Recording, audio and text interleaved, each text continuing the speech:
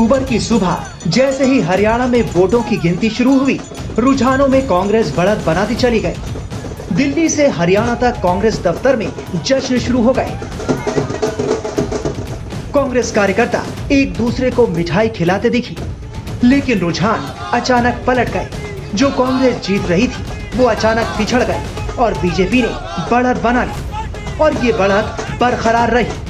कांग्रेस दफ्तर में जहां जश्न का माहौल था, वहां अचानक सन्नाटा छा गया और बीजेपी दफ्तर में जश्न शुरू हो गया। दिल्ली से लेकर हरियाणा तक बीजेपी कार्यकर्ता जश्न में डूबे दिखाई दिए। हरियाणा में बीजेपी की प्रचंड जीत पर मुख्यमंत्री नायब सिंह सैनी ने क्या कहा, सुनिए। सबसे पहले मैं लाडवा की जनता का, लाडवा की सम्मानित लोगों का मैं दिल से धन्यवाद करूंगा कि उन्होंने जो आशीर्वाद, जो प्यार दिया है, मैं उसके लिए लाडवा के लोगों का दिल से धन्यवाद करता हूं। मैं हरियाणा के 2 करोड़ 80 लाख लोगों का दिल से धन्यवाद करता हूं और अपने लोकप्रिय प्रधानमंत्री, विश्व के नेता आदरणीय नरेंद्र मोदी जी, ये पूरा का पूरा श्रेय मैं आदरणीय मोदी जी को देता हूं। उनके आशीर्वाद से, उनकी गाइडलाइन के अंदर, उनकी जो नीतियां हैं, उन नीतियों के ऊपर हरियाणा के लोगों ने मोहर लगाई है।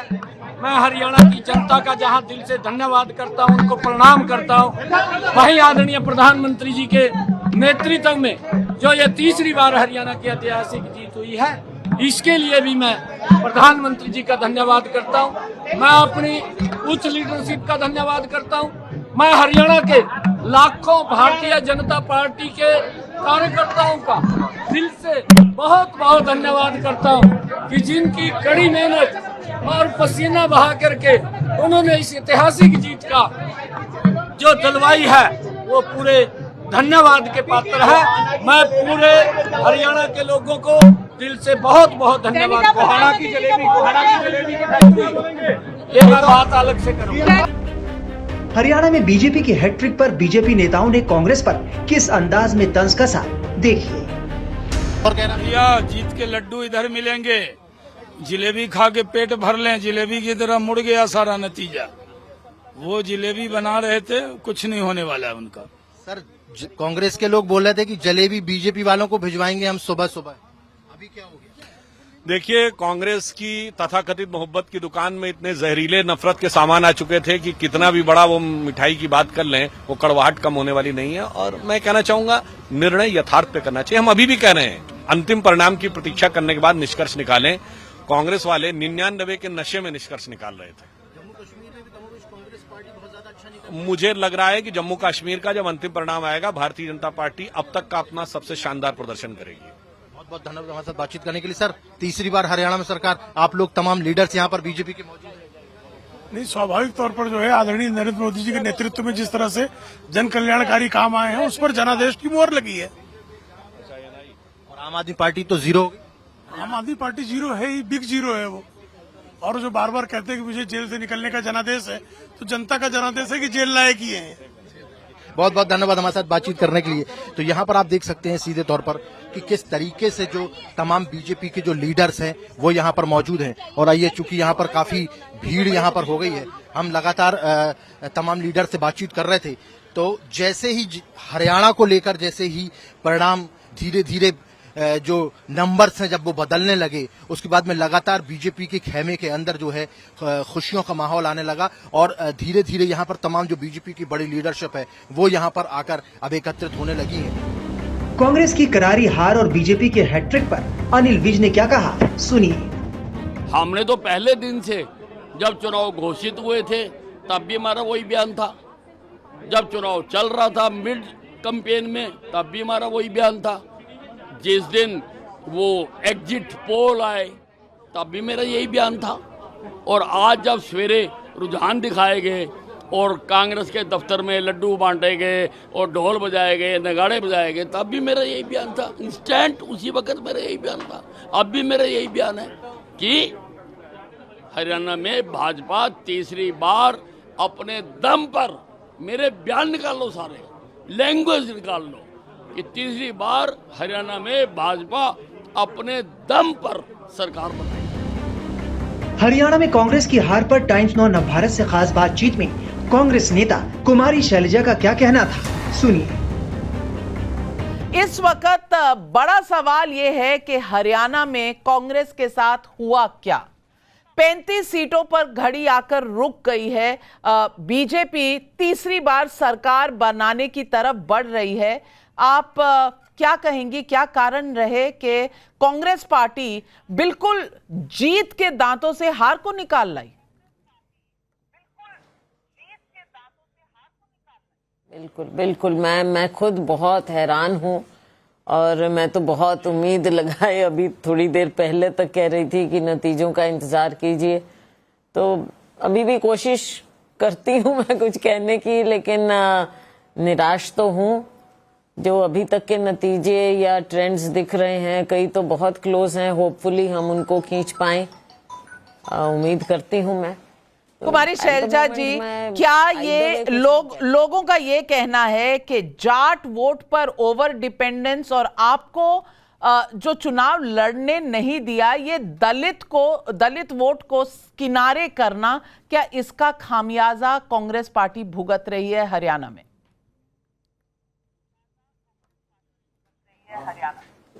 देखिए, अब जब हम विश्लेषण करेंगे, नतीजे आ जाएं, उसके बाद एनालाइज करेंगे और ग्राउंड रिपोर्ट्स भी हम लेंगे, क्योंकि किसी को भी बहुत अजीब लग रहा है ये कि कहाँ हम 60 की बात, और मैं तो पूरे कॉन्फिडेंस से भी आपसे सबसे 60 की बात कर रही थी, लेकिन जो ये नतीजे अब सामने नजर आ रहे हैं, थोड़ा अजीब सा तो लग रहा है, तो इसको हमको कारण तो देखने पड़ेंगे।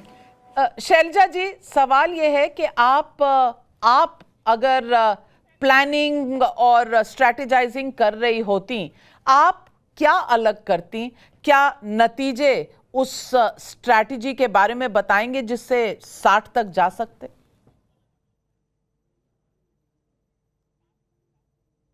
नहीं, मैं ऐसा कुछ नहीं बता पाऊंगी नाविका जी, आई एम सो सॉरी, क्योंकि पार्टी में जब हम लड़ते हैं तो वो सबका कॉमन ग्राउंड हो जाता है।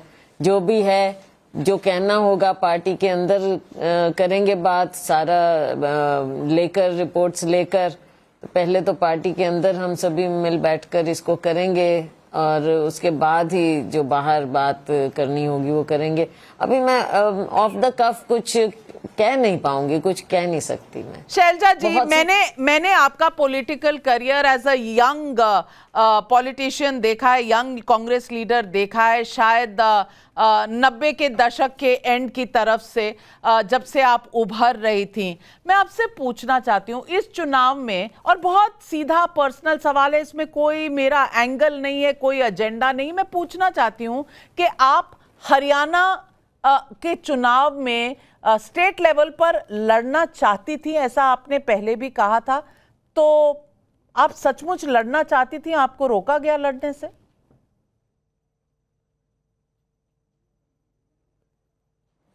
मैं पहली बात पर हाँ भरूंगी कि बिल्कुल मैं लड़ना चाहती थी, ये मैंने पहले भी माना है और मैंने कहा भी है, मैं लड़ना चाहती थी। तो अगर आप लड़ना चाहती थी और आप नहीं लड़ी तो रोका ही गया होगा?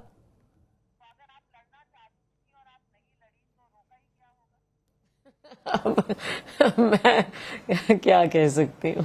तो कोई तो वजह रही होगी, यूं ही जो कारवां है वो लुटता तो नहीं, तो ये वजह क्या रही?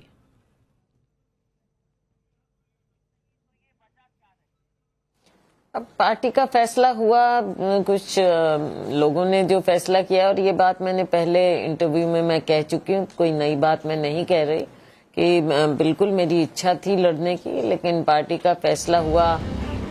वहीं हार से तिलमिलाई कांग्रेस के नेताओं ने ईवीएम पर एक बार फिर सवाल उठा दिए। आइए जानते हैं हरियाणा में कांग्रेस की हार पर पवन खेड़ा ने क्या कहा। चुनाव आयोग के आंकड़े चौथे या पांचवें छठे राउंड के दिखा रहे हैं, जबकि हमारे कंट्रोल रूम से 11-11 राउंड के आंकड़े आ चुके हैं। मैं आपको विनेश फोगाट जी का उदाहरण देता हूं। आप कोई चैनल खोल दीजिए, सब में उनको 4 राउंड के बाद पीछे दिखाया गया था। जबकि 9 राउंड के बाद वो 4,437 वोटों से आगे हैं, अब 5200 वोटों से आगे हो गई हैं। तो ये आंकड़ों में जो मिसमैच है, गैप है, ये क्यों है, ये हम बार बार चुनाव आयोग से, अभी हमारे महासचिव जयराम रमेश जी ने ट्वीट करके भी पूछा है कि ये क्या दबाव डालने की कोशिश हो रही है स्थानीय प्रशासन पर। इसलिए हम फिर से चुनाव आयोग को कह रहे हैं, आगाह कर रहे हैं कि इसमें तुरंत एक्शन ले, तुरंत जितने राउंड्स हो चुके हैं अपडेट करें, जितने भी जो ट्रेंड्स हैं उनको अपडेट किया जाए। सर किस तरीके की आपको खामियां आपको लगता है या क्या होना चाहिए? 11 राउंड हो चुके हैं, 12 राउंड हो चुके हैं, आप अभी छठे या सातवें राउंड पर ही रुके हुए हैं। चैनल्स उसी पर निर्भर कर रहे हैं, चुनाव आयोग के उस पर। रिपोर्टर्स के अपने आंकड़े बाहर आ नहीं रहे हैं। कभी कोई काउंटिंग में ऐसा नहीं होता कि रिपोर्टर्स के अपने आंकड़े बाहर नहीं आते। हरियाणा में बीजेपी ने एग्जिट पोल को गलत साबित कर दिया और कांग्रेस को तीसरी बार हराकर बड़ा झटका दे दिया। अब हार के बाद कांग्रेस आत्ममंथन की बात कर रही है, लेकिन उसके लिए यह हार बहुत बड़ा झटका है, क्योंकि पार्टी को लग रहा था कि वो इस चुनाव में बीजेपी को शिकस्त देकर सूबे में वापसी करेगी, लेकिन उसके अरमानों पर पानी फिर गया।